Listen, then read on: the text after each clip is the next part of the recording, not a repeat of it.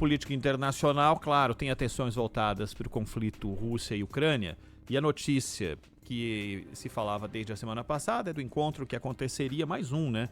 Tentativa de negociação para o fim da guerra e tudo mais. Mas aí veio um ataque da Ucrânia, e que muitos julgaram como barato, despretensioso, mas de proporções muito grandes do ponto de vista financeiro e de estrutura bélica da Rússia. Não acabou o exército russo, evidentemente, mas que atingiu uma quantidade importante de aviões, de todo o arsenal russo, e chamou bastante atenção esse ataque a partir de drones em bases lá da Rússia. Muitos chamaram de humilhação isso que aconteceu pelo aparato não tão tecnológico assim, mas que trouxe um prejuízo bastante importante e chamou para essa guerra um novo olhar, exatamente no dia onde as reuniões voltariam a acontecer, Zaidan. Pois é, Ronald, embora a quantidade de aviões não seja lá muito expressiva, né?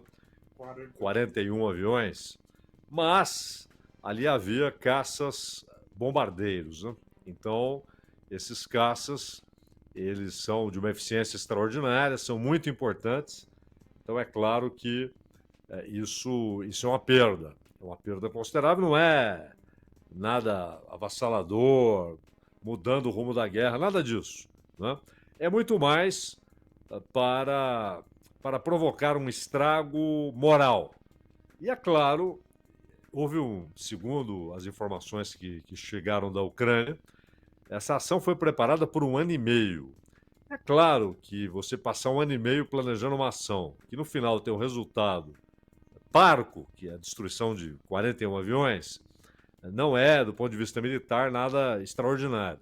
Mas é o aspecto moral. E não é nem o fato de serem drones baratos, né? Esses drones são muito baratos, eles são usados em competições esportivas e foram adaptados, inclusive, para suportarem um peso maior, até 15 quilos de explosivos. Só que eles têm uma autonomia que é muito pequena, geralmente 5 quilômetros, mas alguns são redimensionados para atingirem até 20 quilômetros.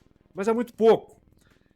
Logo, o que é desmoralizante não é nem a ação de drones baratos, mas como eles entraram ali, porque eles não foram desde o território ucraniano, nem tem autonomia para isso.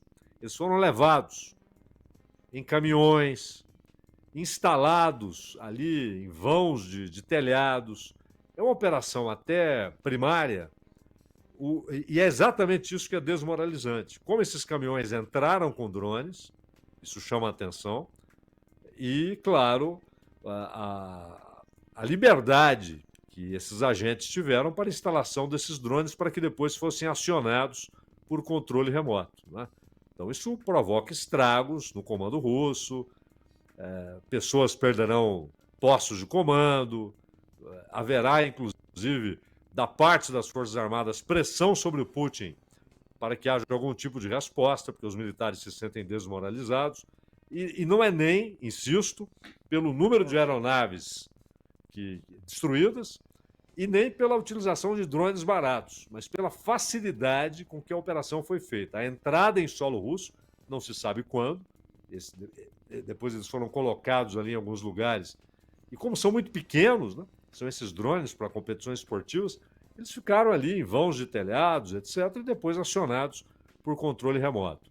É exatamente na simplicidade dessa ação que há esse elemento desmoralizante e, claro, uma pressão tremenda para que a Rússia dê algum tipo de resposta. E aí, a história de conversar sobre cessar-fogo, acordo de paz, convenhamos, ficou para as calendas, né? Zaidan, a gente está falando de Ucrânia e a gente falava sobre o mapa da região europeia recentemente, sobre eleições de algumas que são importantes do ponto de vista estratégico, de posicionamentos dos países, até posicionamento geográfico. E nós tivemos a eleição na Polônia, se avizinhava um quadro de vitória dos conservadores e isso se confirmou.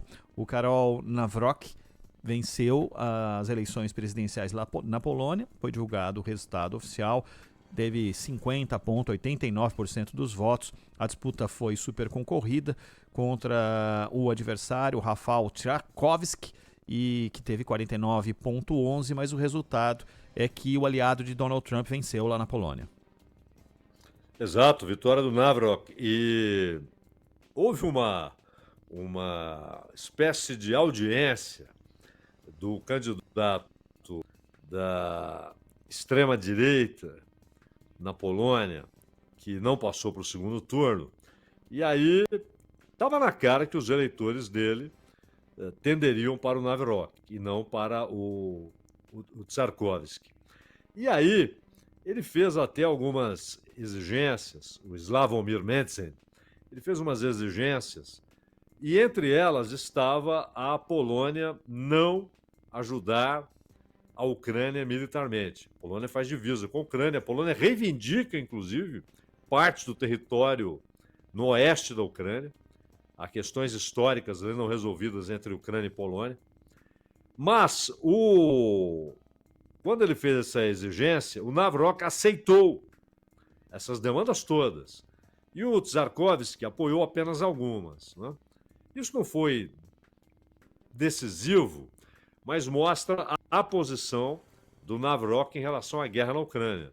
Ele quer a Polônia distante dessa rede de apoio à Ucrânia.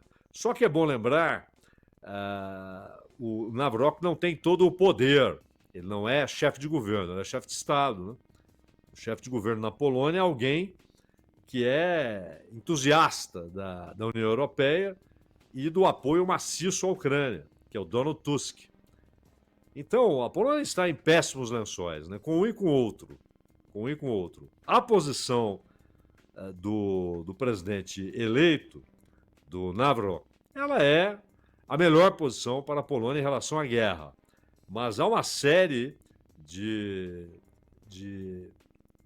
opiniões que ele tem a respeito de questões nacionais que são muito preocupantes. Muito preocupantes, inclusive para os trabalhadores poloneses. As duas escolhas eram péssimas. E agora o Navrok fica como chefe de Estado, mas a chefia de governo com o Donald Tusk, que é integrante dessa geração degenerada que governa hoje a Europa, né?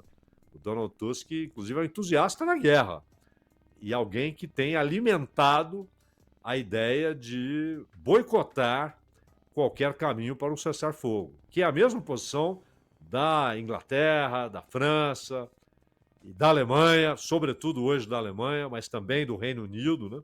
Quando a gente fala Inglaterra, claro, é uma simplificação aí do Reino Unido, mas é uma posição reacionária, perigosa, aventureira, covarde, porque quem está morrendo é ucraniano, não é agente dos países desses caras.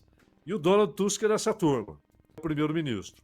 E o Navrok é um sujeito que quer representar uma espécie de ideário trampista na Polônia. Enfim, a Polônia não está bem, Roland.